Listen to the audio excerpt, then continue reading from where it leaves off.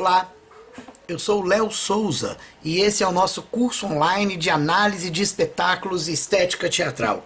Bom, nós vamos propor encontros para discutir a estética teatral pelo viés da interpretação teatral e pelo viés da direção de espetáculos. Sou mestre em teatro pela UFMG, ator, diretor, com licenciatura em teatro e bacharel em interpretação também pela UFMG.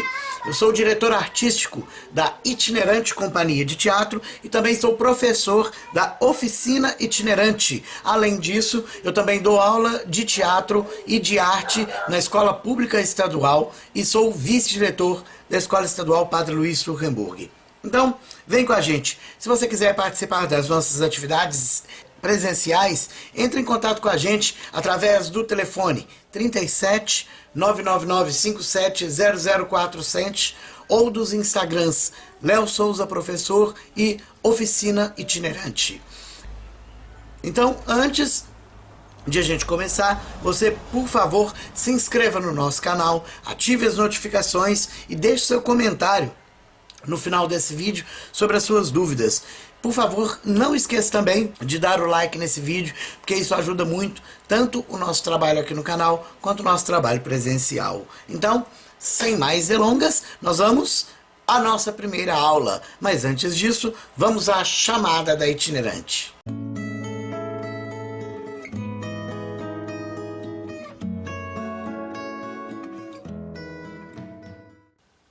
Olá! Na aula de hoje, do nosso curso online Análise e Estética de Espetáculos Teatrais, nós vamos falar sobre o surgimento do teatro. O teatro surgiu na Grécia Antiga, né? A Grécia era um estado politeísta, isso mais ou menos no século V a.C.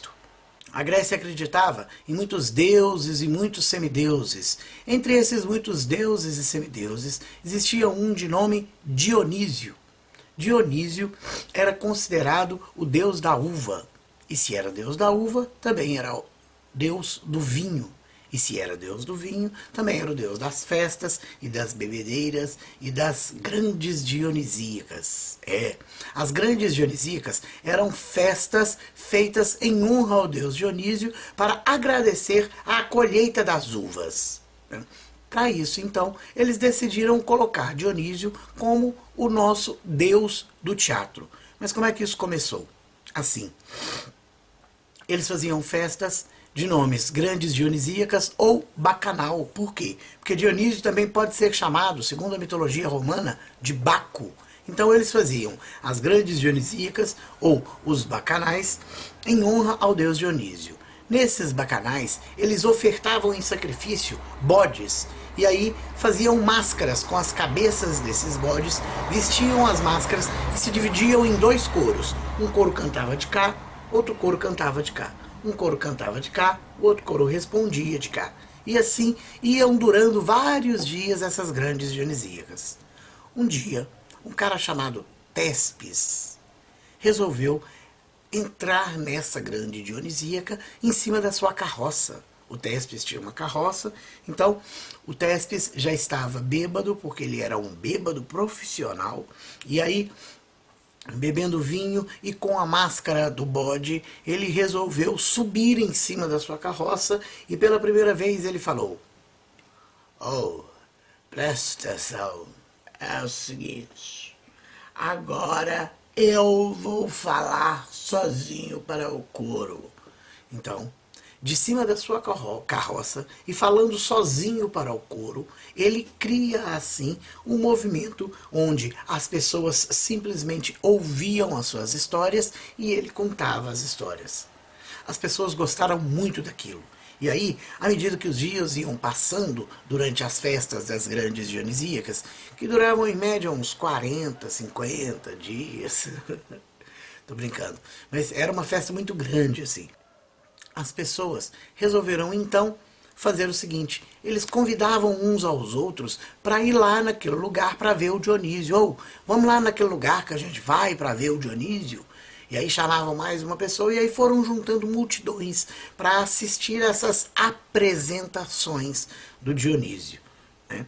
Essas multidões iam sempre para o lugar em que se vai para ver. traduzindo do grego, ou para o grego, teatron.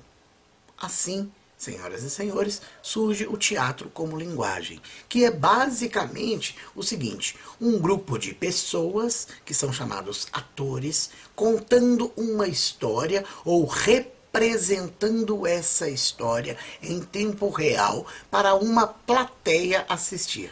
Essa é a definição mais simples que existe do evento teatral ou da linguagem teatral, por assim dizer.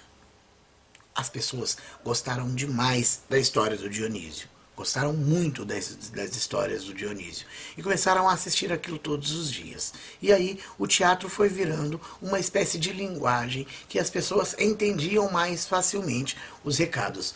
Foi então aí que o governo da Grécia começou a perceber a possibilidade que o teatro tinha de ser pedagógico. Então, eles precisavam dar um nome para isso.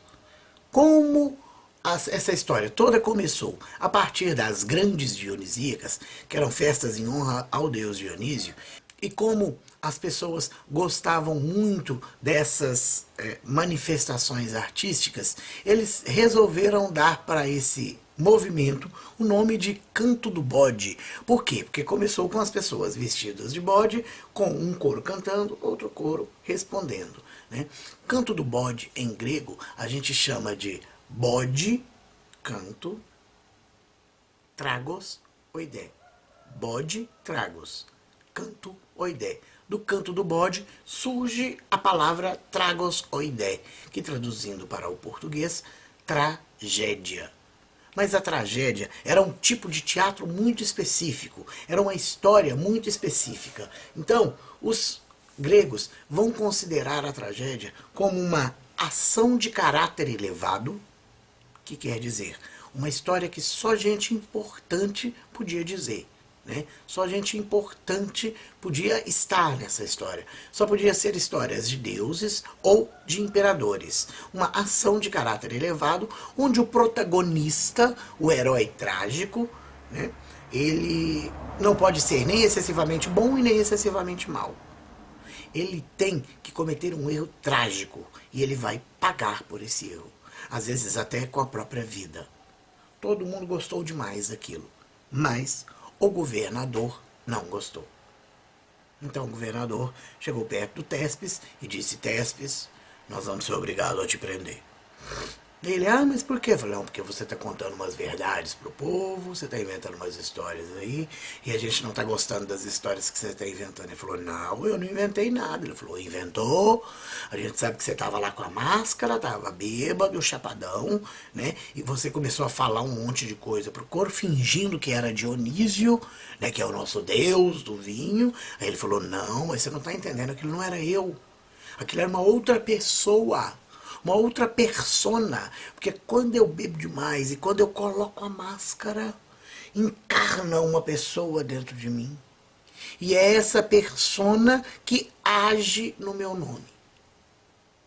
Então não era eu quem estava falando, era a personagem. Assim, o Tespes vai conseguir convencer todo mundo de que ele era apenas o próton agon, ou seja, o primeiro ator, ou o ator principal, aquele que conta a história da persona que age, né? que é a personagem. As pessoas gostaram demais daquilo e começaram a escrever tragédias para as pessoas assistirem, para o povo assistir. Essas tragédias eram basicamente feitas de atos políticos, né, para poder ensinar as pessoas a como agir em sociedade, do jeito que o governo queria. E aí começaram a surgir tragediógrafos. Tragediógrafos são pessoas que escrevem tragédias. E aí eles começaram a fazer concursos de tragédia. Então, o primeiro tragediógrafo famoso que chegou até os nossos dias, cujos textos têm até os nossos dias, é um cara chamado Ésquilo. O segundo é um cara chamado Sófocles. E o terceiro, um cara chamado Eurípedes. Ésquilo, Sófocles e Eurípedes são os três tragediógrafos mais importantes da tragédia grega. Assim, a gente termina o nosso primeiro contato com as nossas aulas de arte, né, com as nossas aulas de teatro. Nós vamos continuar conversando por aqui. Se você gostou dessa pequena explicação, deixa o seu like aqui no nosso vídeo, inscreva-se no nosso canal e aí a gente vai postando pelo menos uma vez por semana outros vídeos de outros temas para vocês. Seja muito bem-vindo. Essa é a Oficina Itinerante, que está aqui para poder compartilhar conhecimentos com vocês. Eu sou o Léo Souza e essa é a Oficina Itinerante.